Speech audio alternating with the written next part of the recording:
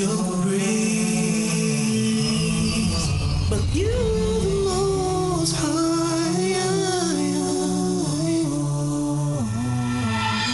You are the only one worthy of praise.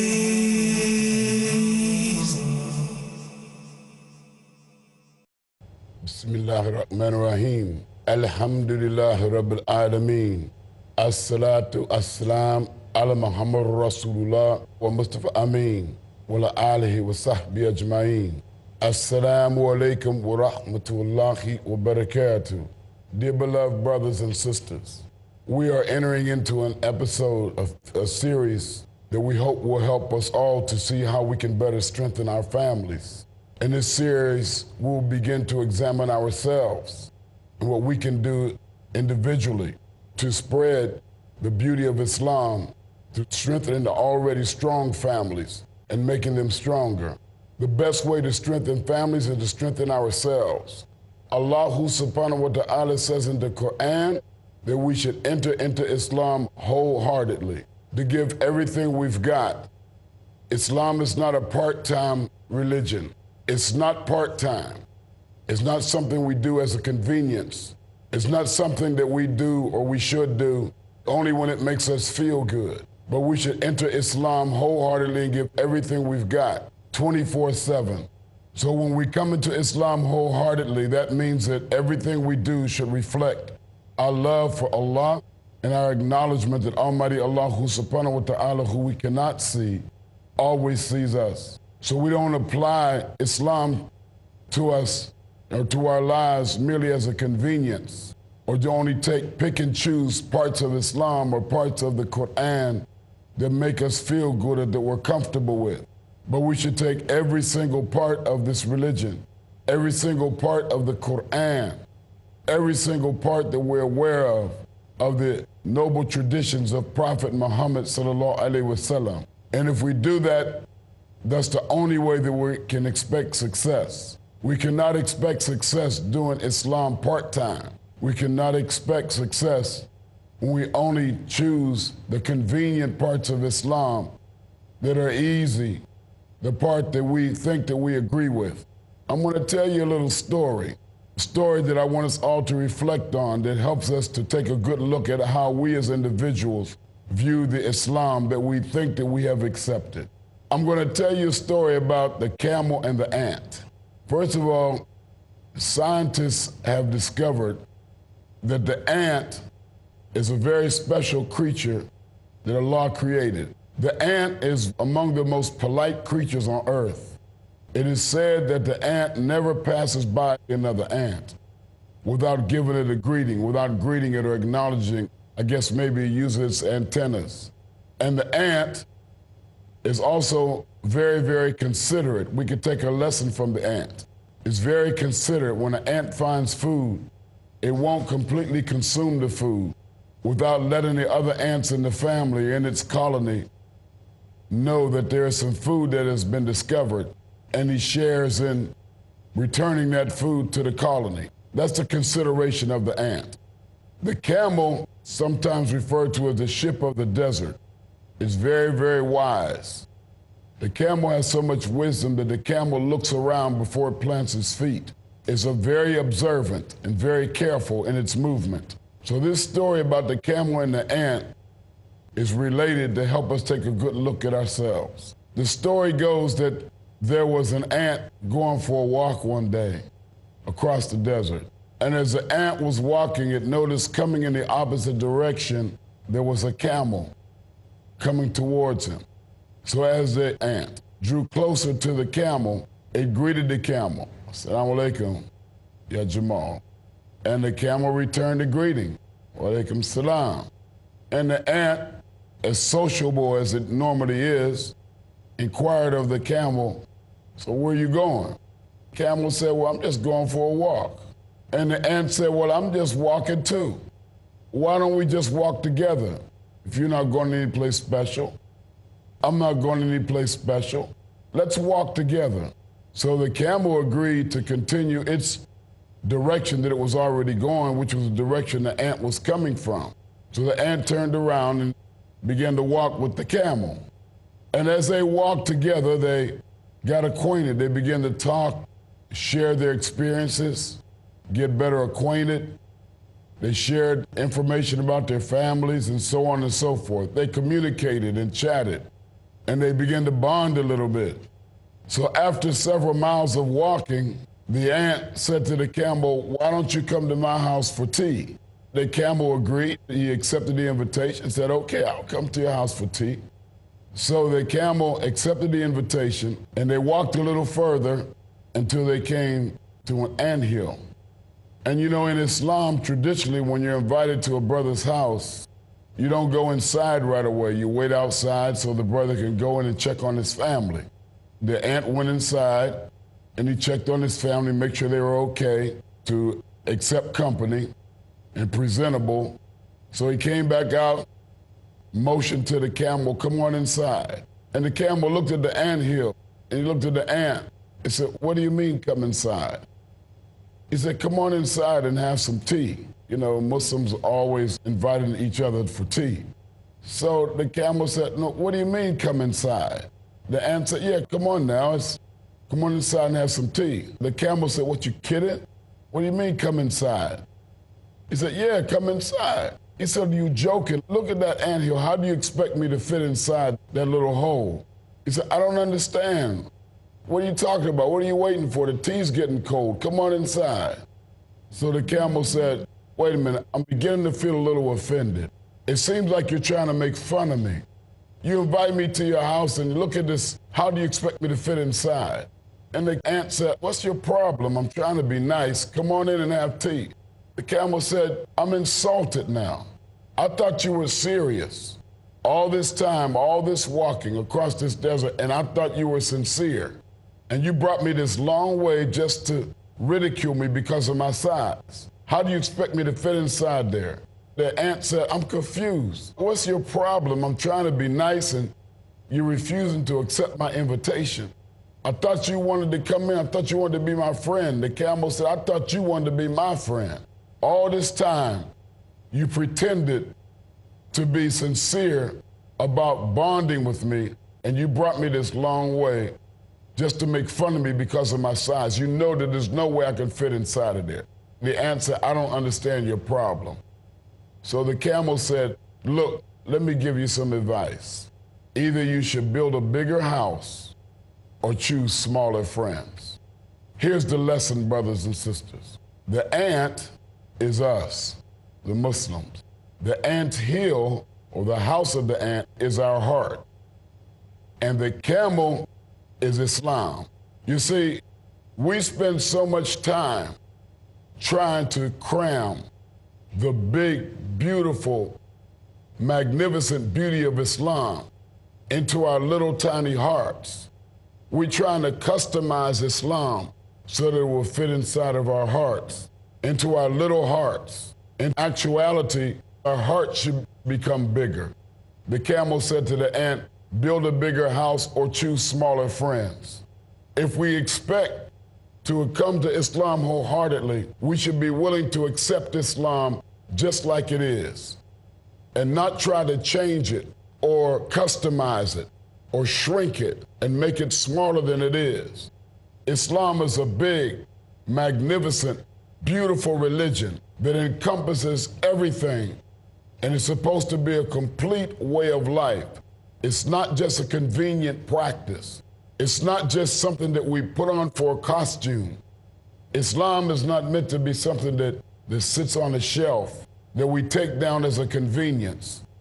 Islam is complete, and it's magnificent in size. It's magnificent in composure. It's magnificent in dimensions. Islam is beautiful and magnificent and glorious, but our hearts sometimes are closed and constricted, and we try to take the beauty of Islam and shrink it and customize it and squeeze it into our little hearts. So like the camel said to the ant, we should either build a bigger house, meaning that we should make our heart bigger. The only way our heart can become bigger is if we go to Allah and ask Allah to make our heart bigger. Allah revealed in the Quran, Surah Inshirah, Alam nashrah laka sadrak wa wadadna anka wizrak. Did I not expand your breast to Islam? Did I not expand your breast and raise high your self-esteem? Islam raises our self-esteem once we open our heart, open our breast to Islam. But if our heart is not completely open to Islam completely, then we should go to Allah and ask Him to expand our hearts so that we accept Islam like it is. The only way we can build a bigger house, the only way that we can open up our heart completely is we ask Allah to do it. Now we're going to take a brief break and we'll be back shortly. Thank you. Let me die in a state of Islam, my life, my day. ولله الأسماء الحسنى فادعوه بها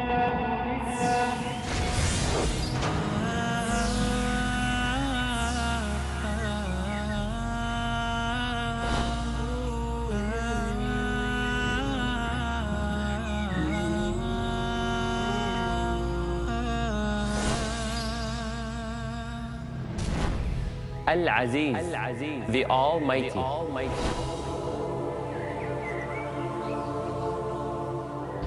Al-Wadud, the All-Loving.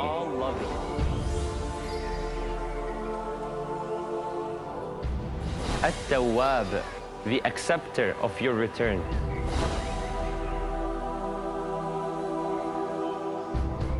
Al-Razzaq, the Provider.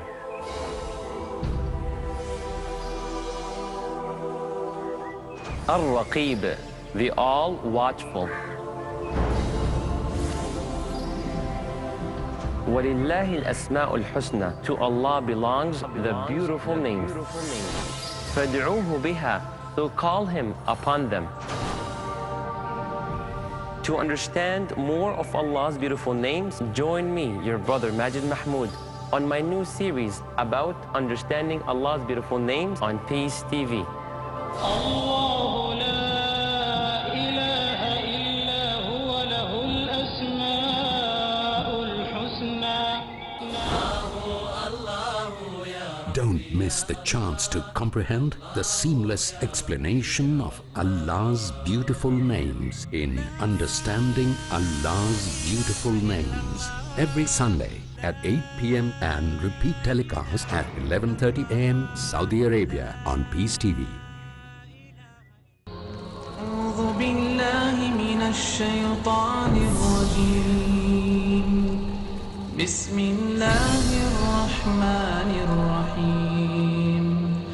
الله لا إله إلا هو الحي القيوم. لا تأخذه سنة ولا نوم. A light from Allah in the darkness. له ما في السماوات وما في الأرض. من ذا الذي يشفع عنده إلا بإذنه. A guide from Allah in the confusion. يعلم ما بين أيديهم وما خلفهم ولا يحيطون بشيء من علمه إلا بما شاء. A cure from Allah for every sickness. وسع كرسيه السماوات والأرض ولا يئوده حفظهما وهو العلي العظيم. The Quran.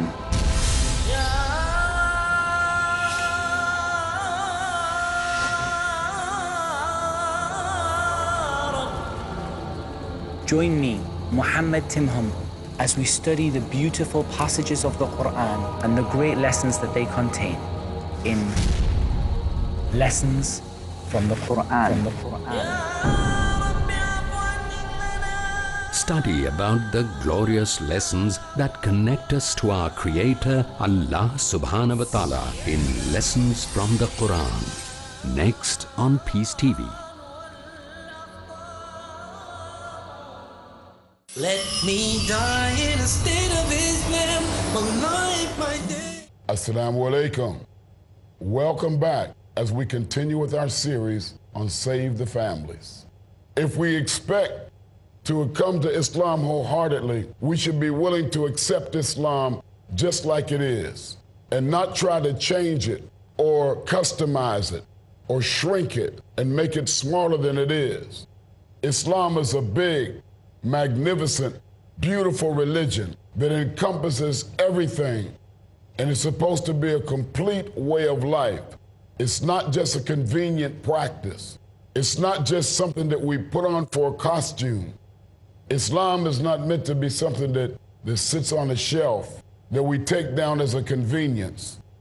Islam is complete and it's magnificent in size. It's magnificent in composure. It's magnificent in dimensions.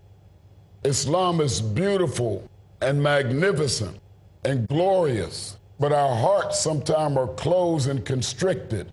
And we try to take the beauty of Islam and shrink it and customize it and squeeze it into our little hearts. So like the camel said to the ant, we should either build a bigger house, meaning that we should make our heart bigger.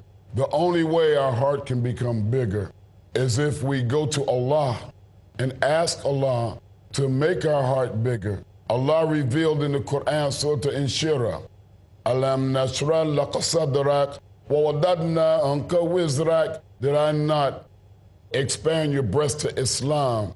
Did I not expand your breast and raise high your self-esteem?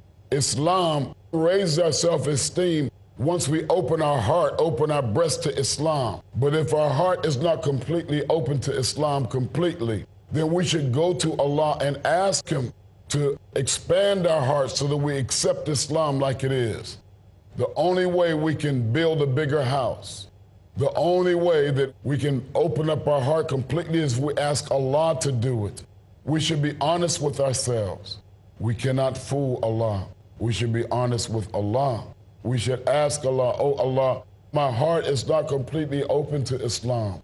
Prophet Muhammad sallallahu alaihi wasallam said in a very, very sound tradition, he said, if you go to Allah walking, He comes to you running. Go to Allah a hand span, He comes to you an arm span. So we should go to Allah and ask Allah, oh Allah, I realize now that my heart is not completely open to Islam. I'm only accepting part of it. I need my heart to be bigger so that I can absorb Islam completely just the way it is and not try to customize it. We should stop the habit. We should cease and desist the habit, brothers and sisters, of trying to customize Islam and leave our hearts small and closed and constricted, picking and choosing certain parts of the religion that makes us feel comfortable, picking and choosing certain ayats from the Quran that make us comfortable, picking and choosing certain traditions of the Prophet sallallahu alaihi wasallam, certain hadith that make us comfortable, the ones that we feel comfortable about agreeing with. We pick and choose parts of the religion that helps us to try to internally and subconsciously justify the weaknesses that we have rather than to use Islam to make us stronger. So we're not interested, most of us, in building a bigger house. We're not interested, many of us, shamefully speaking, we're not interested in expanding our heart, because if we really truly wanted Islam wholeheartedly, we would ask Allah to expand it because He's the one who created us. He knows us better than we know ourselves. We did not even witness our own creation. So Almighty Allah subhanahu wa ta'ala azza wa jal is the one we should go to and turn to honestly and sincerely and ask Him to expand our breast to Islam, expand our heart and open it up so that we can take Islam wholeheartedly, every part of this religion. Some of us are in denial about how much we really should love Islam. The brothers know that we should begin and end our day at the masjid. That's part of the religion. That Allah has prescribed wives and children. There's single Muslim brothers running around in their comfort zone, not even trying to get married or develop a family. It's part of the religion. It's a prescription from Allah to have wives and children. Don't get so comfortable in your single life, your bachelor life, with no responsibilities or very few responsibilities, did you ignore the prescription from Allah? Allah gave us, He sent to us Prophet Muhammad sallallahu alaihi wasallam as an example to do the things that draw us closer to Him. This is part of the religion, but we don't want to take it wholeheartedly. We don't want to fast as the Prophet sallallahu alaihi wasallam fasted because we have not accepted Islam wholeheartedly. Sisters find excuses to not cover themselves properly. They blame their environment. They put the blame on the government. They put the blame on Islamophobia. They put the blame on everything except their own lack of acceptance of Islam wholeheartedly. Brothers should take leadership of their homes. Brothers who are husbands and fathers should be leaders in their homes and set an example for their families. That's part of the religion. Take Islam wholeheartedly, just like it's supposed to be taken. Expand your heart, but we can't expand it on our own. We rely on Almighty Allah subhanahu wa ta'ala who created us and everything that is within our system. Our heart was given to us by Allah, but if we resist Islam, even subconsciously or inadvertently, then we're going to lose because we cannot have a complete life. We cannot reach that full circle. It'll never happen if we don't accept Islam wholeheartedly and take it exactly as it is. So we should ask Almighty Allah subhanahu wa ta'ala azza wa jal to expand our heart, to make it bigger, to build a bigger house, to take Islam just like it is, in the beautiful, magnificent size that Islam is. And it should encompass every part of our being and every aspect of our life. Our social life should be reflective of Islam. Our business life should be reflective of Islam. Our domestic life, family life should be reflective of Islam. The decisions that we make, the way that we choose our friends, the way that we communicate with each other, the way that we make our decisions should be all reflective of Islam, should be a reflection of Islam. Or, like the camel said to the ant, if we don't want to build a bigger house, if we refuse to ask Allah, which is insanity for us not to choose to ask Him, but if we choose not to ask Allah to make our heart bigger so that we can bring Islam into our life respectfully, then we should perhaps consider choosing smaller friends. Meaning, we should find another religion. Let's just be honest. Brothers and sisters, listen. If we're not satisfied with Islam just the way it is, if we're not happy with Islam and everything that involves and is attached to the practice of Islam just the way it is, if we're not happy with it, then why try to fool ourselves? Why play with the religion? If we don't like it, then choose a smaller, insignificant religion, something that is not as big and magnificent as Islam. Choose a smaller friend. We were joking, we were playing, we weren't sincere. We were traveling down the road of life, going for a leisurely stroll through life, and we saw Islam coming toward us in the opposite direction. And so we invited Islam to walk along with it, and we pretended to be sincere. We got acquainted with Islam, like the camel and the ant were getting acquainted. We walked alongside Islam. We talked about what we would like to know about Islam, but yet we were pretending to be friends with this beautiful religion. And then when it came time to put Islam into our heart, then instead of trying to expand our heart, we tried to insult Islam by trying to tell it to squeeze into our heart just the way it is. So like the camel said to the ant, choose a smaller friend. If we're not serious about Islam, why play with it? Why joke with it? Why pretend? Who are you fooling? We can't fool ourselves. We can't fool Allah. We might be able to fool some of the people at the masjid. We might be able to fool some members of our family. We might be able to put on the costume of a Muslim, put on certain Islamic traditional clothing. We can put on our kufi caps and turbans, put on our jilbab and kifayas, and put on our hijabs and khimars. We can wear the sandals. We can have the outward appearance of a Muslim. Sure, we can pretend. We can put on a show. We're good at putting on a show when it comes to making people think that we're serious about Islam. But we're not fooling anybody except ourselves. We may even try to temporarily fool the people of our families. I heard that you're a Muslim now. I see that you're wearing those funny clothes. But we're only fooling ourselves. Why joke with a religion so serious? Don't play with Islam, the religion that Almighty Allah subhanahu wa ta'ala gave us as he revealed to Prophet Muhammad sallallahu alaihi wasallam. It's very serious religion, and we can get the full benefit out of it if we come to Islam wholeheartedly. May Allah bless us to accept this deen just like it is. Assalamu alaikum wa rahmatullahi wa barakatuh.